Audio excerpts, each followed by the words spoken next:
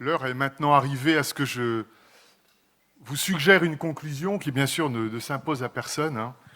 Simplement un point des relevés que, comme moi, vous avez probablement pu faire. Tout d'abord, je pense que tous ensemble ici, nous pouvons remercier bien chaleureusement les 6 intervenants qui ont su, dans un temps, à mon sens, très court au regard des sujets qu'ils avaient à vous présenter, nous montrer la complexité du marché des matières fertilisantes. Ils ont su aussi, surtout, c'est ce que je retiendrai en termes d'avenir pour nous, de montrer des perspectives d'adaptation pour l'industrie, pour les agriculteurs, qui, à mon sens, les uns et les autres, peuvent compter sur l'innovation pour construire leur avenir, en travaillant collectivement avec la recherche, l'enseignement, la prescription.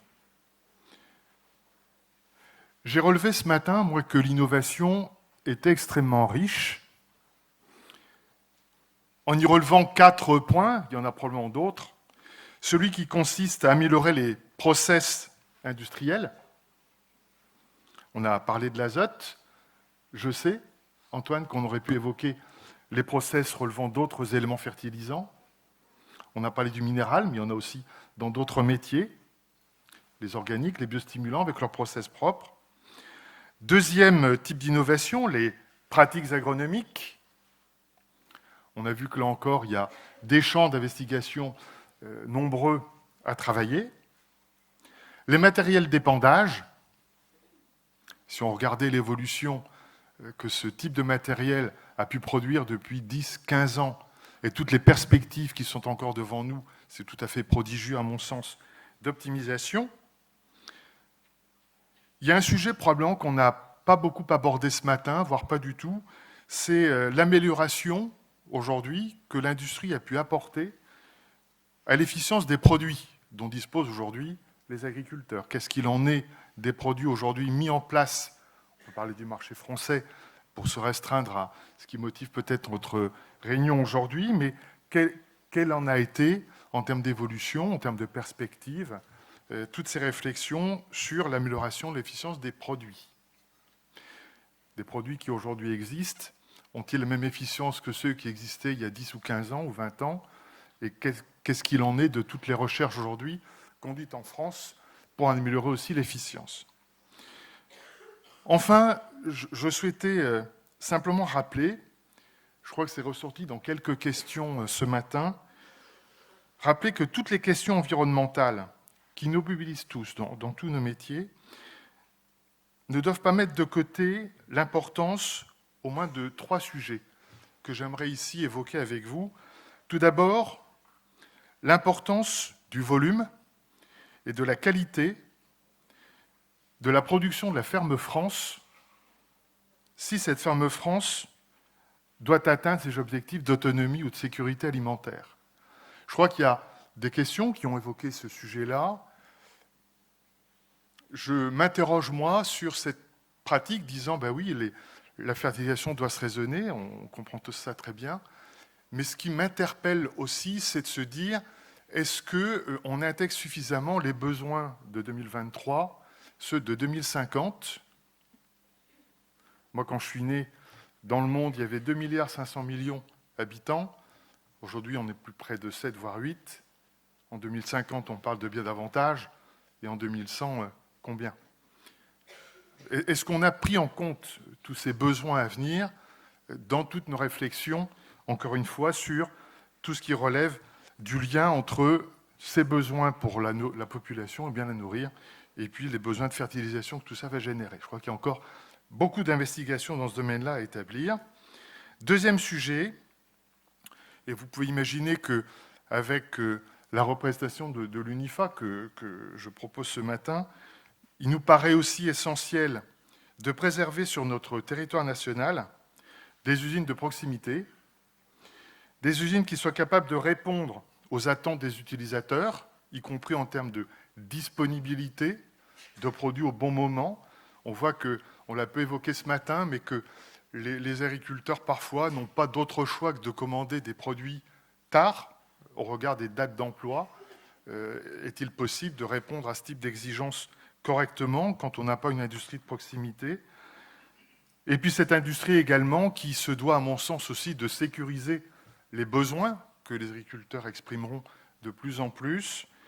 Et que cette industrie, eh bien, pour exister aujourd'hui, elle a besoin aussi d'une vision à l'avenir. Moi, j'ai beaucoup apprécié cette projection à 2050. On peut tous imaginer que les investissements que tous ces sujets d'amélioration des process vont imposer doivent s'inscrire dans une durée longue, qui est capable aujourd'hui d'engager des investissements, si on n'a pas une capacité d'en mesurer l'intérêt, dans des délais des minimum 5 ans, même parfois davantage.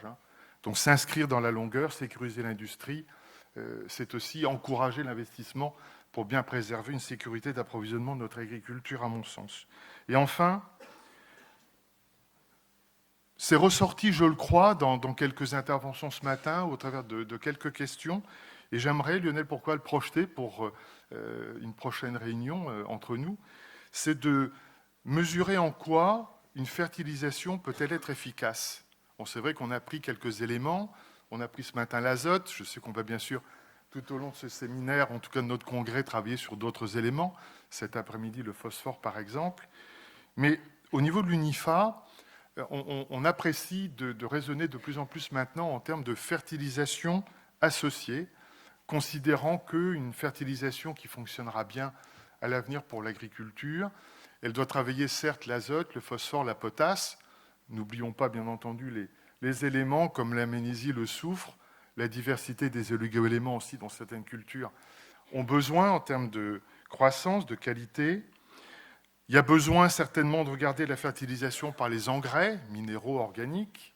On l'a vu dans différentes interventions ce matin, avec Sylvain par exemple. Et puis, il y a les amendements qu'on a peu abordés aussi. Il y a, avec les amendements, très certainement, en premier lieu, qu'ils soient organiques ou minéraux, à bien réfléchir avec eux à la préservation de la santé des sols. Ça a été un petit peu évoqué. Là aussi, je pense que s'inscrire dans une agriculture d'avenir, c'est s'inscrire dans une qualité et une santé des sols qui soit, j'espère, la plus fiable possible et durablement.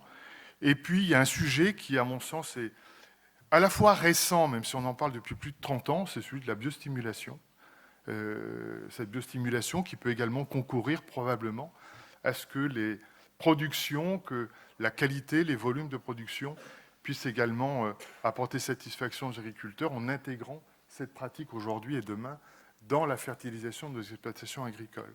Donc cette fertilisation associée, si on pouvait la regarder largement par le minéral, par l'organique, par les amendements, par les engrais, par l'azote, le phosphore, la potasse, la magnésie, le soufre. Bref, on a encore un champ de travail, à mon sens, extrêmement large pour ne pas se concentrer que sur l'azote, même si on sait que c'est certainement l'élément minéral qui est le plus regardé.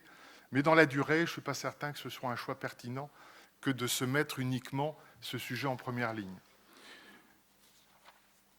J'espère que, comme moi, vous aurez passé ce matin un bon moment, peut-être un petit peu long quand on est assis dans une salle. En tout cas, j'espère que, au moins, la qualité des interventions vous auront fait passer ce temps plutôt dans une perception courte. Merci pour votre participation à tous. Merci pour le beau souvenir que je garderai de ce bon moment qu'on aura pu passer tous ensemble. Et il me reste à vous souhaiter maintenant une bonne continuation et puis déjà un bon déjeuner. Et j'espère à très bientôt. Merci, c'est pas tout à fait le déjeuner.